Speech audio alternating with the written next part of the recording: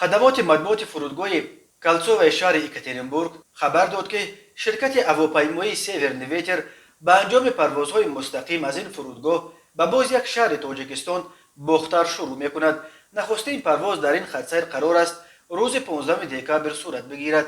در آینده پروازها هر روز چهارشنبه با هواپیماهای بوینگ 737 800 که توان بردن 189 مسافر را دارد انجام داده می شود.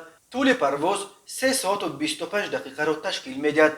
در گذشته در سال 2014 بین یکاترینبورگ و بختر هواپیماهای شرکت است ایر پرواز انجام می دادند.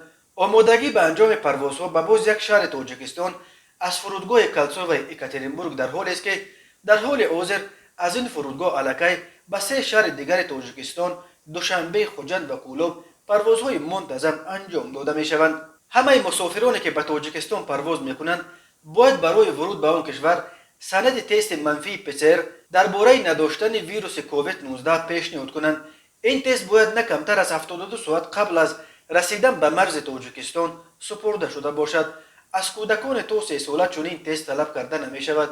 برای آنهایی که به روسیه پرواز می کنند نیز چنین تست لازم است، ولی آن نباید کمتر از 48 ساعت قبل از رسیدن به مرز روسیه سپرده شده باشد.